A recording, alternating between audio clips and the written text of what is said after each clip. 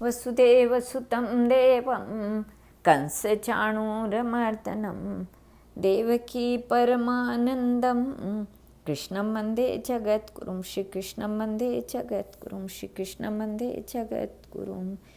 त्रयोदशी से लेकर दीपावली तक के उत्सव कृत का वर्णन। ब्रह्मा जी कहते हैं कार्तिक कृष्ण त्रयोदशी को प्रातःकाल दंत धावन करके स्नान करे और त्रिरात्रि व्रत का नियम लेकर भगवान गोविंद के भजन में तत्पर रहे तथा इस व्रत के अंत में गोवर्धनोत्सव मनावे। कार्तिक के कृष्ण पक्ष में त्रयोदशी के प्रदोष में यमराज के लिए दीप और नैवेद्य समर्पित करे तो अपमृत्यु का नाश होता है। एक दिन यमदूतों ने यमराज से कहा, प्रभु, ऐसे महोत्सव के अवसर पर जिस प्रकार जीव अपने जीवन से वियुक्त न हो वह उपाय हमारे आगे वर्णन कीजिए।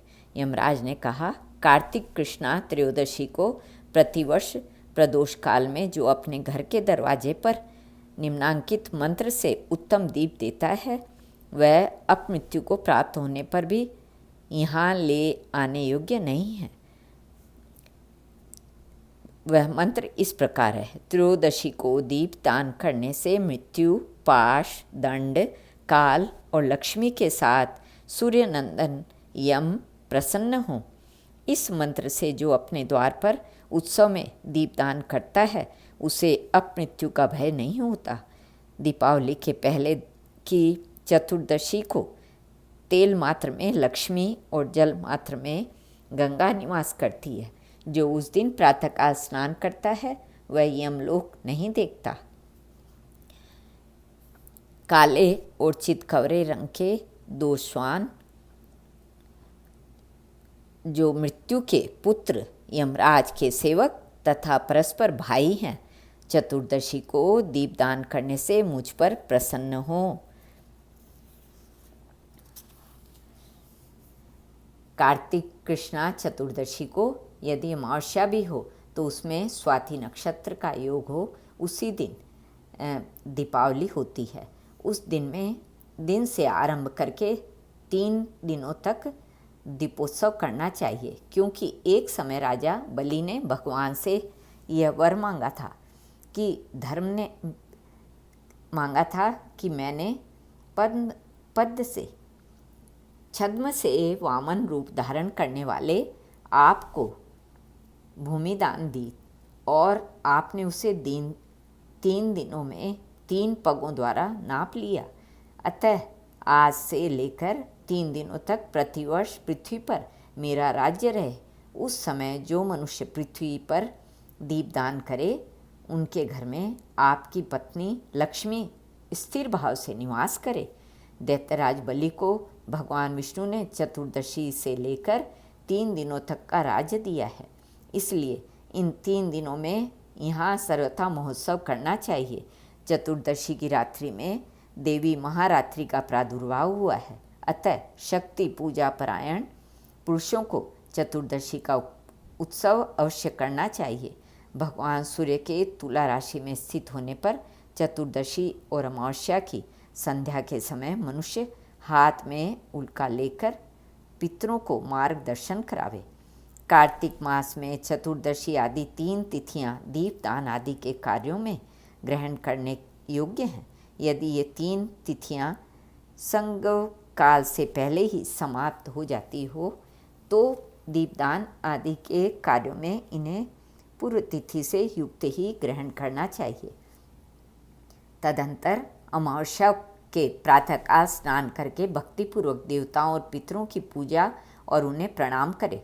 फिर दही, दूध तथा घी आदि से पार्वण श्राद्ध करें। इस दिन बालकों और रोगियों के सिवा और किसी को दिन में भोजन नहीं करना चाहिए। प्रदोष के समय कल्याणमयी लक्ष्मी देवी का पूजन करें। उस दिन लक्ष्मी जी का सुख बढ़ाने के लिए जो उनके लिए कमल के फूलों की शैया बनाता है उसके घर को छोड़कर भगवती लक्ष्मी कहीं नहीं जाती। जावित्री, लवंग, इलायची और कपूर के साथ गाय के दूध को अच्छी तरह पकाकर उसमें आवश्यकता के अनुसार शक्कर देकर लड्डू बना ले तथा उन्हें महालक्ष्मी को अर्पण करे। पूजा के पश्चात लक्ष्मी जी की स्तुति इस प्रकार करनी चाहिए। दीपक की ज्योति में विराजमान महालक्ष्मी, तुम ज्योतिर्मयी हो। सूर्य, चंद्रमा, अग्नि, सुवर्ण और तारा आदि सभी ज्योतियों की ज्योति हो। तुम्हें नमस्कार है। कार्तिक की दीपावली के पवित्र दिन को इस भूतल पर और गौओं के गोष्ठ में जो लक्ष्मी शोभा पाती है वे सदा मेरे लिए वरदायिनी हो। इस प्रकार स्तुति करने के पश्चात प्रदोष काल में दीपदान करें। अपनी शक्ति के अनुसार देव मंदिर आदि में दीपकों का वृक्ष बनवावे। चौराहे पर, शमशान भूमि में, नदी के किनारे, पर्वत पर, घरों में, वृक्षों की जड़ों में, गौशालाओं में, चबूतरों पर तथा प्रत्येक ग्रह में दीपक जलाकर रखने चाहिए। पहले ब्राह्मणों और भूखे मनुष्यों को भोजन करावे। पीछे स्वयं नूतन वस्त्र और आभूषण से विभूषित होकर भोजन करना चाहिए।